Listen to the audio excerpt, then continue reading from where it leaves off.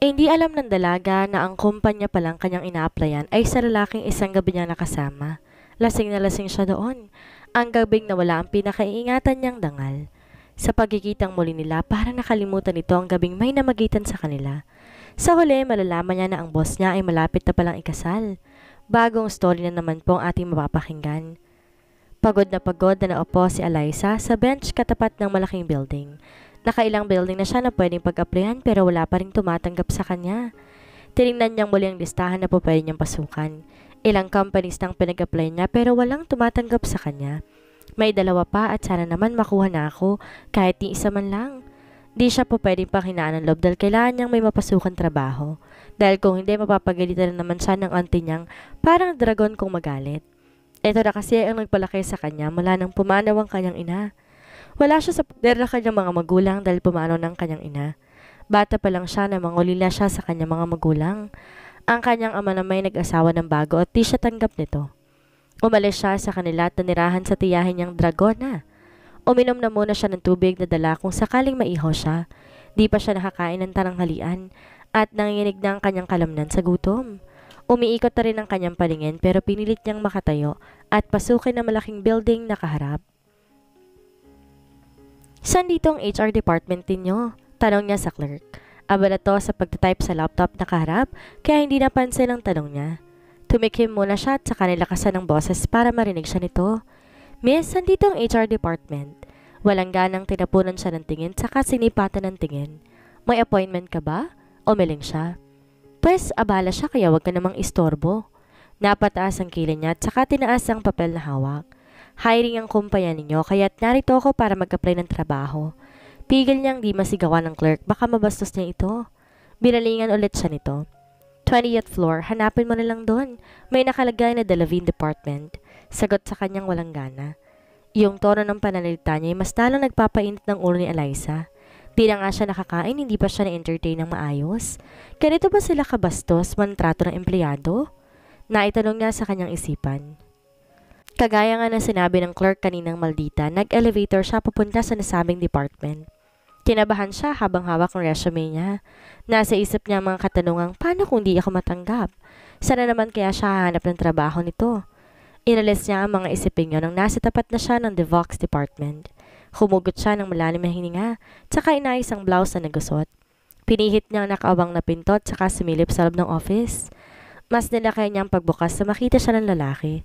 Mas lalo siyang nanginig dahil sa kanyang kaharap. Nakaupo sa swivel chair kaharap ang malaking laptop. May kung anong humigop sa pagkatao niya na nagpapalapit sa lalaki. Di siya makahanap ng salitang sasabihin o kung paano niya sisimulan. Parang may bumabara sa kanyang lalamunan na pumipigil sa kanyang dila. Di nakatakas ang mga mata niya sa lalaking sinusuri ang pagkatao niya. Nakahawak to sa may labi. Malamig siyang sinusuri. I think mag-a-apply ka as a secretary, right? Naunang tanong nito sa kanya nang di siya magsalita. Tango lang ang naging sagot niya sa lalaki. Good morning, Mr. Delavine. Utal niyang sabi. Di niya rin alam kung ba't siya nautal sa kanyang sitwasyon. May sumilay ng ngisi sa lalaki na nagpainit ng kanyang sistema. Have a seat.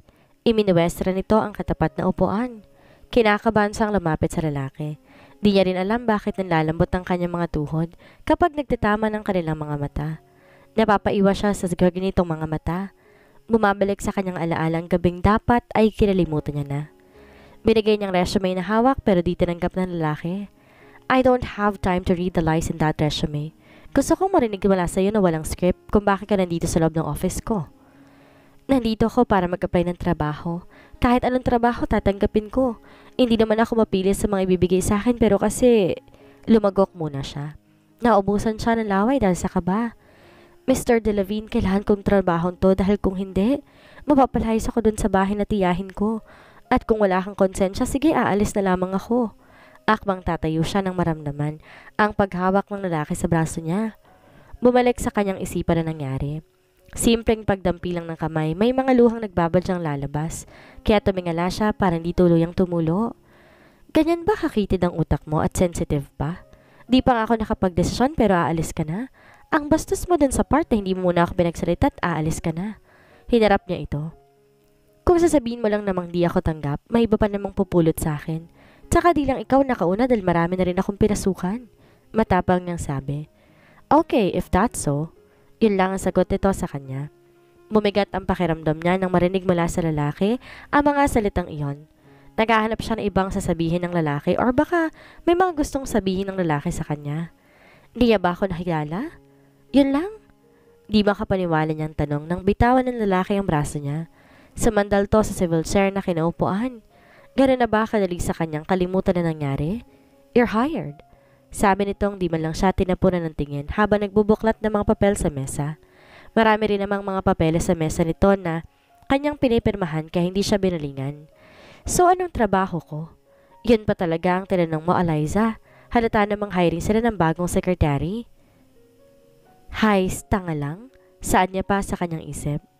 I have no secretary cause damn that's stupid. Nakatiim bagang nasabi ng lalaki. Pinasadahan siya nito ng tingin. Be my secretary then. Walang korap siya nakipagtagisan ng titig sa lalaking magiging boss niya.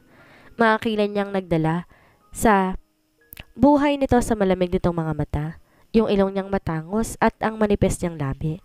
Nakapangdagdag pang akit yung dinidilaan niya yung labi bago magsalita. Ang suot niyang puting polo na nakasiwang 2 botones sa ibabaw kaya kitang naghihimutok na dibdib. Kahit haggard na siya sa kanyang itsura pero gwapo pa rin. Shit! Paano niyo nagawang maging gwapo kahit na medyo sabog na siya sa trabaho? Kailan ang start? Tanong niya sa lalaking hindi inaalis ang paningin sa pagsuri sa buong mukha niya. Nakasiklop ang mga daliri habang nakatukod sa mesa. Now! Sagot nito sa baritonong boses. Hindi ba po pwedeng bukas na lang? Hindi ba ako nakakapagtanglihan at sobrang nagugutom na ako? Walang hiya niyang sagot sa lalaki. Napangisi ang lalaki sa kanyang sinabi. May tinipa ito sa cellphone saka tinapat sa tenga. Lunch orders, the Levin department, saka pinatay ang tawag. Di pa rin siya makapaniwala na ito pa mismo ang nag-order ng foods para sa kanya. Kahit may kaunting kasiyahan sa puso niya napawi lahat nang maalala niya ang ginawa nito sa kanya noong gabing ikasira ng pagkataon niya. Sumama lang naman siya sa party dahil sinama siya ng mga kaibigan pero hindi niya inaasahan na malalasing at maangkin siya ng lalaking magiging boss niya. Nang gabing yon na isuko niya ang kanyang iniingatang perlas. Ibinigay niya sa lalaking kaharap. Hindi niya akalain na magkikita silang muli matapos siyang iwan doon sa kwarto mag-isa. Pero bakit nga ba ganun na lang ang lalaki sa kanya? Di ba nito naaalala ang nangyari sa kanila? Umaasa siya na sana maalala siya nito.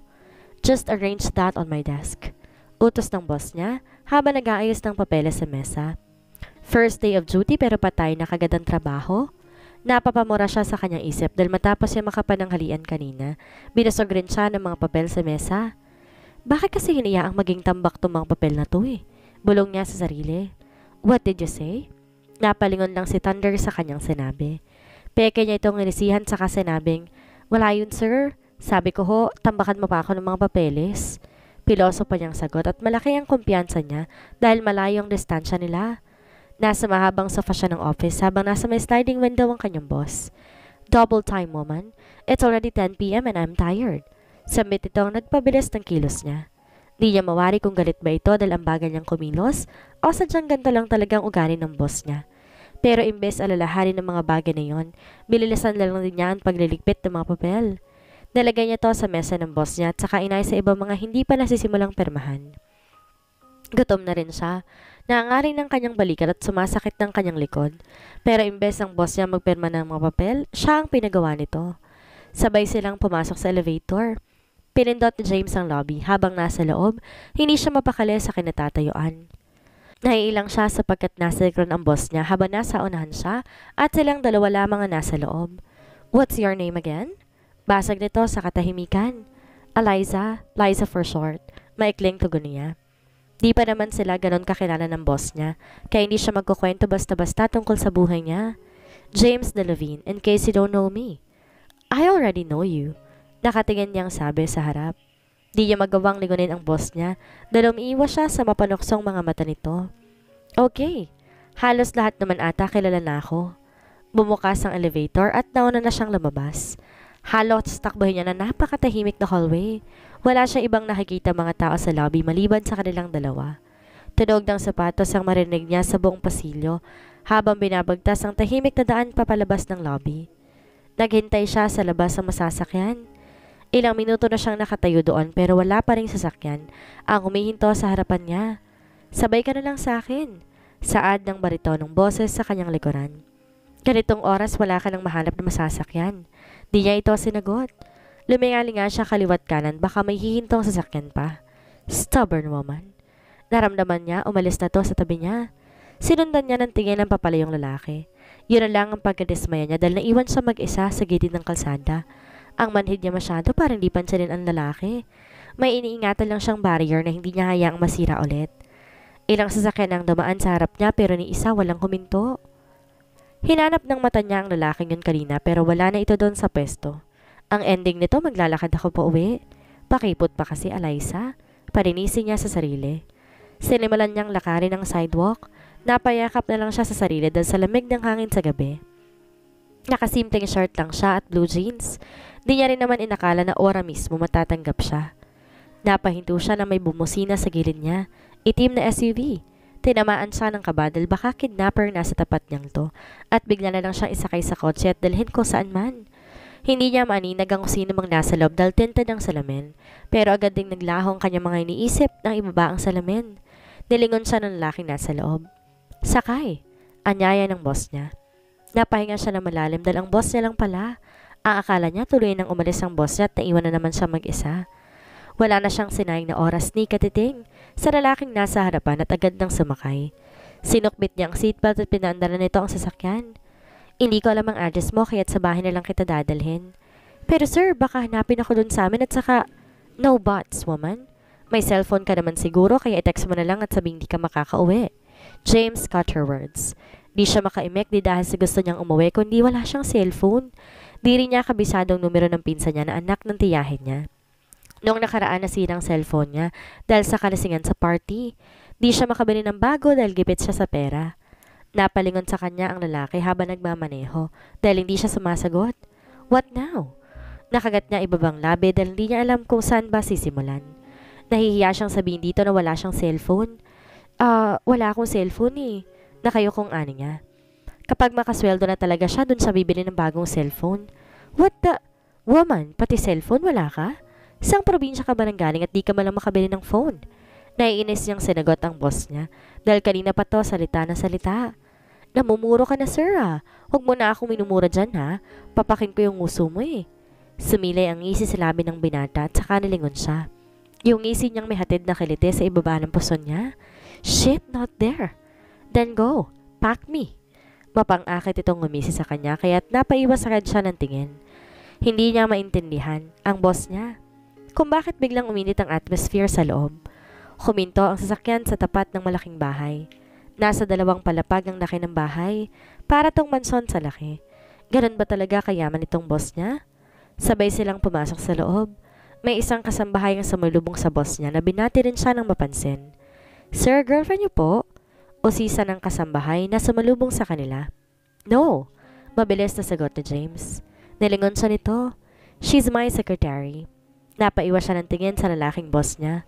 May gusto pa siyang hinanap na magbigkas ng boss niya pero di niya ito narinig. Wala ba talaga para sa boss niya ang nangyari ng gabing yon? Di niya ba maalala o hindi niya na inabala pang alalahanin? Sabay sila naghapunan at kalaunan, pinahid din siya sa kanyang tinutulugan. Pinahatid na siya sa kanyang tutuloy ang silid. Binigyan na rin siya ng kasambahay ng pantulog na damit. Nilibot niya ang paningin sa loob ng kwarto. Purong puti ang kuri ng dingding pati ng kisame. Mga palamuti na halos mga puti pati kortina. Sumampa na lang siya sa malambot na kama at dahil sa pagod agad siyang nakatulog. Mr. Delavine, kailan bang sweldo ko? Direkta niyang tanong sa boss niyang abala sa pag-encode sa laptop. Sinulyapan siya nitong wala nagbago sa ekspresyon ng mukha. Malamig. Napaiwas siya nang di man lang siya sinagot sa tanong niyang iyon. Simula makapasok siya sa trabahong to ilang araw na nakakaraan, di pa rin niya na itatanong sa boss niya. Nawawala yun sa wisyo niya kapag nakakasama niya na sa loob ng office ang kanyang boss. Sasagutin lang naman, patril pa, she murmured. By the end of the month, you will receive your salary. She feels ashamed right now. Ang akala niya snob na ito at di siya pinansin but she has to think the right to ask such question to her boss. Dito mga nakarang araw, minsan lang to nakakausap. Minsan ay iwan siya mag-isa sa office at nakakatulog dahil sa pinapagawa nito. Nauna ka nang kumain, I'm sure gutom ka na. Saan niya? Di ba lang siya tinapunan ng tingin? Umalis siya sa office ng boss saka pumasok sa elevator. Magsasara na sana ang pinto nang may kamay na humarang. Pumasok doon na matangkad na lalaki na may blonding buhok. Nakasimpleng shirt lamang ito at cargo pants. White Nike shoes. Di niya maiwasang mapasulyap sa nilalang. Yung mukha ng binata. Sinuri ang kabuuan ang gwapo nitong mukha. She admitted that this man beside is damned hot. Jaw-dropping appearance pero hindi siya makaramdam ng malakas sa tibok ng puso. Stop staring at me. Kunot noong anito sa kanya. Inayos ito ang suot na eyeglass para humarap sa pinto ng elevator. Pinindot ito ang 10th floor. Ang sungit. Mahinang bulong niya sa gilid. Nang bumukas ang elevator, umalis ng masungit na lalaking yon. Naiwan siyang mag-isa habang naghihintay na makarating sa baba. Ting! Lumabas na kaagad siya. Dinig na dinig niya pa mula sa kinatatayuan ang mga tilian ng mga kababaihan sa lobby. Nagmadali siyang puntahan kung anong pinagtitilian nila. Tumingkad pa siya para lang malaman kung sinong pinagkakaguluhan nila. Napabusangot na lang siya dahil hindi niya makita kung sino. 5'5" lang naman ang height niya pero ang dami mga nakaharang kaya hindi niya gaanong makita. Di na lang niya to pinagdaunan ng pansin ng kumalam ng kanyang sikmura kaya umalis siya doon at pinuntahan ng kalapit na Starbucks. Starbucks set, 1 frappuccino and milk tea please. Saad niya sa babaeng staff. By the way, dagdagan mo na lang din ng brewed coffee. Pahabol niya pa. Naisip niya bilhan din ng boss niya dahil alas 2 na ng hapon. Di pa rin siya nakakain. 1,050 pesos po lahat, ma'am. Kinapa niyang bulsa para magbayad pero wala siya makapang pitaka. Napanganga pa siya sa halaga ng in-order niya. Ready ng order at bayad na lang ang kulang. Sinumulan siyang pawisan dahil wala pa nga pala siyang pera. 20 pesos lang dala niya at pamasahe niya yun kanina papunta sa building na pinagtatrabahuhan niya. Ay, tanga ko naman para makalimutan. Wala pa nga pala akong sweldo. Ba't di ako nanghingi sa masungit kong boss? Ano nang gagawin ko nito? Alangan namang isauli ko hindi na pwede. Humarap siya sa cashier na may napipilitang ngiti. Nakatingin to sa kanya habang nilahad ang paper bag na may lamang orders. Gagi, paano to? Nalibot niya ang tingin sa loob ng Starbucks. Maraming tao sa loob at ang iba'y nakatingin sa gawin niya. Lalo na yung mga kakaupo pa lang. Miss, ano kasi, keep the change, miss. May lalaking lumapit sa pwesto niya. Thank you, sir. Here's your order. Napalingon kaagad siya rito. Ito yung lalaking nakasabay niya sa elevator kanina. Alam kong gano'n ako kagwapo pero wag mo na akong titigan. Di ka naman gwapo eh. Asyomero ka? Pagbawi niya sa hiyang nararamdaman. Una nahuli siyang nakatitig dito, pangalawa siya pa mismo nagbayad sa mga in-order niya. Di pala tumasungit, may puso rin naman. Binigay sa kanyang order niya na nakayuko niya namang tinanggap. Nakita kita doon sa elevator kanina. So nagtatrabaho ka ron? Tanong nito na makalabas sila sa Starbucks. Oo, bakit? Natawa ang binata. Sumulyap siya at di niya maiwasang humanga sa simpleng pagtawa nito. Nagtataka siya kung ano nakakatawa sa sinabi niya. Ano nakakatawa ron? Pangilan ka sa mga empleyadong pumila? Wala naman siya nakitang nakapila ron. Wala. Di siguradong sagot niya. Wala? Wow, paano ka nakapasok dun? Binuksan ng binata ang pinto at pinauna siyang pumasok sa loob ng building. Nabigla nga rin siya sa sinabing you're hired. Malaking tsansa na lang din na makapasok siya sa Delavine Company. Nung araw din na yon, hiring sila ng sekretary kaya nagmadali siyang puntahan para maka-avail pa. Dahil siguro mabait ang boss ko kaya niya ako tinanggap. Sagot niya at saka pinindot ang elevator para bumalik sa office nila. Sang floor ka? Tanong niya sa katabi. 20th.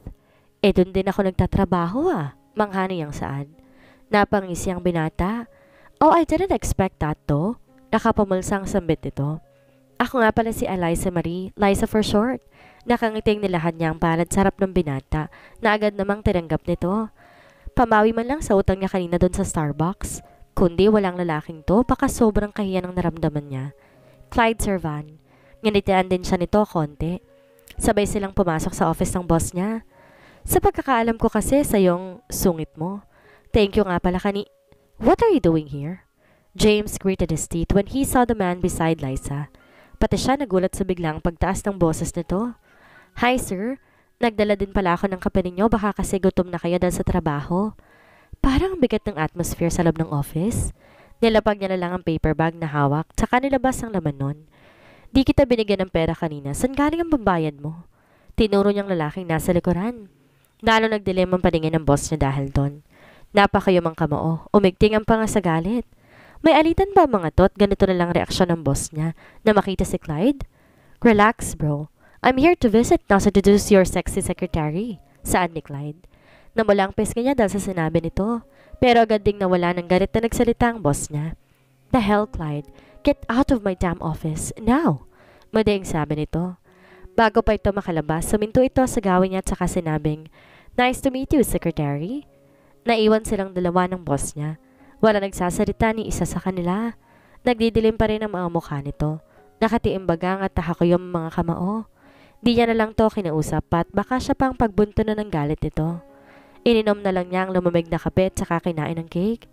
Di pa rin kumikibo ang boss niya at naiilang siya sa mga tingin nito sa kanya habang sumusubo siya. Gabi na makauwi sila. Sa bahay ni James na muna siya pinatira pansamantala ng binata mula nang pinalaya siya ng tiyahin dahil sa walang perang naibigay. Ganon kamukhang pera ang tiya niya at nagawa siyang palayasin nito. Ma'am Liza, pinapatawag po kayo sa office sir. Napalingon si Liza sa may pintuan nang tawagin siya na isa sa mga kasambahay ni James. Nakilala na siya nito dahil dito siya na pinatuloy ni James. May katandaan ng kanilang kasambahay. Bakit daw po? Naghibit balikat lang kasambahay tsaka umalis sa may pintuan. Nagtataka siyang sinuot ang flippy sandals saka sinuot ang robe. Manipis na sando at maikling short ng suot niya kaya't sinapawan niya na lang ito ng robe para di mahulma ang hubog ng kanyang katawan. Habang naglalakad patungo sa room ng boss niya, napapaisip siya. May ipapagawa na naman siguro tong mga dokumento. Knowing her boss, he is lazy at paperworks. Nasarap siya ng pinto ng office, dito lang sa bahay ni James, pero todo kaba ang nararamdaman niya. Parang may kunong kabang nagpapatibok ng malakas sa puso niya. Naiwang nakaawang ang pinto kaya't marahan niyang pinitang doorknob, tsaka kumatok para kunin ang atensyon ng kanyang boss sa loob. Get in and lock the door. Sinunod naman kaagad niya ang iniutos nito. Hinanap ng kanyang mata ang boss niya sa buong pasilyo. Malaki ang office ito at sa kabilang pintuan naroon ang kwarto ng kanyang boss. Minsan na rin siyang nakapasok dito nung kakailanganin nito ang tulong niya. Walang ni-ani ng James ang nahagilap niya kaya nilakasan niya ang boses para magtanong. Boss? Come join me here. Nakita niyang boss niya sa may terrace. Nakatagilid to at nakatingin sa gawin niya. Walang saplot sa itaas. Nakaboxer lang tayong natira. Pero ang pinagtataka niya bakit may mga ilaw sa gilid ng lamesa. May nakandang bote ng vodka at saka 2 baso ng wine glass sa gitna ng flower vase. Hinila nito ang katapat na upuan saka siya umupo. Pinagsanin muna siya ng wine ng baso bago ito umupo sa tapat niya. Bakit may paganito pa kayo, boss? Medyo kabado siya sa pangyayari. Di siya makatingin ng diretso sa mga mata dahil sa pagkailang. I hired you to be my secretary. Your job is to serve me. Whatever I command you, you will do. And when I said, tumingin to sa kanya. Stay away from that man, Clyde Servan. Madiin at may halong selos na sabi niya sa dalaga. Wala naman siyang ginawang masama Bakit ko siya lalayuan? Pag mamatigas niya pa. Di rin niya namalayan kung bakit ayaw ng boss niya ang magkalapit sila ni Clyde. Clyde is a good man, kind and approachable. That's an order from your boss. Sabi nito bago ininom ang wine na hawak. Para mawala ang kabang nararamdaman niya, ininom niya rin ang alak na nasa kanyang baso. Nagsalin agad siya nang maubos to. Di na bago sa kanyang lasa dahil natikman niya na ito nung nasa party sila. Do you have a boyfriend? James asked. She nodded. Yeah, 1 year and counting. Who is he? Napatingin siya sa boss niya. Nakatingin to ng diretso sa kanyang mga mata. Naniningkit ang belde nitong mga mata at di niya mawari kung galit o pinagmamasdan siya. It's none of your business. Sabi niya sabay tawa ng mahina. Dala na rin siguro to ng alak na kanyang nainom. Hindi niya na alam ang kanyang mga pinagsasabi. Nakalimutan niya ng ang boss niya ang kausap. Madali lang siyang malasing at sa 7 baso na yun medyo nag-init ng kanyang sistema. I think I'm losing my mind right now. Nanlalabong paningin niyang sambit saka tumayo. Muntik pa siyang matumba na may humawak sa bewang niya para di siya matuluyang masubsob sa sahig. You're so handsome, boss. Hindi niya alam ang kanyang pinagsasabi. I'll take you to my room. Giniya siya ng binata sa loob. Di pa man sila tuloy nakakaabot sa kama, hinalikan niyang lalaki. Wala na siya sa katinoan. Di niya na mapigil na nag-iinit na sistema at mas lalong pinainit yon ang halik ni James. She opened her mouth so that James could finally enter inside. She hugged James' neck and then depended the kiss. James removed her robe she was wearing and then put one hand inside her shirt. His one hand wrapped around her as he continued kissing down to her neck. He cupped her hand, kissing her instantly, and it drives her crazy. Napapasabunot pa siya sa buhok ng binata. Sa isang iglap lang naiwan siyang half-naked. Tanging bra at panty na lamang kanyang suot. Pinagmasdan siya ng binata sa buong katawan. What now? She makes her voice a seductive way. To turn on this man in front and kneel her in bed. James smirked. Pinangko siya nito at saka dahan-dahan na inihiga sa kama. Agad na pumaibabaw sa kanyang binata. He kissed her again, down to her neck. What James doing that she can't control her moan? Napapapikit siya sa ginagawa nito sa kanya. Ipinagduldulan niyang ulo ng binata sa kanyang dibdib. Napadaing na siya at di alam saan ibabaling ang ulo. Napadilit siya at tumigil sa ginagawa. Why? Tanong niya. Pero sa isang kurap, pinunit ito ang suot niyang panty and unstrapped her bra. Now she's fully naked. He knelt down in front of him and took off the boxer he was wearing. He was amazed that his long and erect was finally exposed. He swallowed several times. The second time he could feel its size and length again. Nakipagpantay ng titig si James. Pinagsiklop ng binata ang mga kamay niya sa ibabaw ng kanyang ulo. His eyes filled with both adoration and lust. You will be punished for making me this, he said, then kissed her. Lust and desire. He wanted this woman. All he wanted is to spend his night beside this woman. James Charles Delavine is a workaholic man ever since he started his business. Sometimes he forgets the young man's life, and at his age he's still a bachelor businessman. Yes, he making love with girls like he wanted. That's what he need. His body needed. Pero natigil lamang yon na may babaeng nagpabaliw sa kanyang sistema. Di niya alam ba't nawawalan siya ng gana sa ibang babae, pero pagdating sa kanyang sekretaryang si Eliza, di niya maramdaman ng pagod kapag nakikita niya ito. At nang malaman niyang may nobyo ng dalaga, mas talo siya naging mahigpit dito. Wala siyang empleyadong pinapapasok sa kanyang opisina maliban sa kanilang dalawa. Find that man and don't stop until you find him.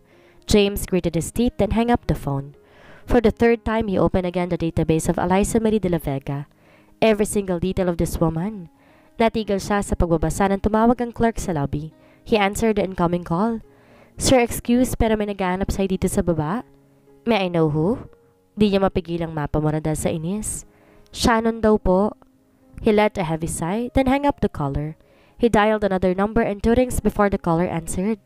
Yes, hello dearest. Babe. Napairap siya na marinig ang ungol ng babae sa kabilang linya. Buddy, huh? Come in my office, now. Then ended without any words. Kinuha niyang suit saka sinukbit sa braso. Inayos ang necktie bago pihitin ang doorknob. Di niya na nilakpa dahil baka mamaya lang papasok ng kanyang sekretarya. Napangisi siya na maalalang mainit nilang pagtatali kagabi. Di mawala sa isip niyang daing nito na pamilyar pa rin sa kanyang pandinig. Kahit pa narinig niya ito pero nandun pa rin ang galak sa kanyang puso. Na makarating sa lobby nakita niya kaagad ang babae naghahanap sa kanya. Hi, Shannon. He approached the woman in tan satin dress with 5-inch heels, then kissed the cheek of this girl. Shannon greeted him back and gave him a genuine smile. Hello, my fiancé. How's your day? Malambing na sagot ang dalaga. Hinapit niya to sa bewang habang papalabas sila ng building. Nakayupos naman ng babae sa kanyang mga braso. Nothing new, sagot niya at saka sinuot ang shades. I hear some rumors about you and your secretary. Is that true? May panunuya sa boses nito na ikinangisi niya. Yeah, new secretary. Pinagbuksan niya ng pinto ang dalaga bago siya pumunta sa driver's seat. Sinuot ang seatbelt. Nilingon niya muna ito at saka tinanong, Where do you want to go? Shannon flashed a wicked smile. At the place where our love be held. Nagpakawala siya ng buntong hininga bago panda rin ang kanyang kotse. While driving, Shannon talked about her life when she's in California, about her journeys, travels, and food trips, and much more. Shannon Reyes is his best friend / fiancé, half German, half Filipina. He's 27 years old and Shannon is 24. Nang itakda silang maikasal. He's now 28 years old and Shannon is 25. Well, malapit ng kanilang kasal actually. Since grade school, they are former best of friends. They know each other very well. No one can hide their secrets. Na makarating, pinarada niyang sasakyan sa gilid ng simbahan. Umikot siya para pagbuksan ng dalaga na agad tinanggapan na kalahad niyang balad para dito. Minsan lang din magpupunta ang dalaga nito sa Pilipinas kaya hindi siya makatanggi na ayawan ito. He missed her. Once in a year lang siya nito makita, kaya't sinusulat nila pareho ang araw na magkakasama.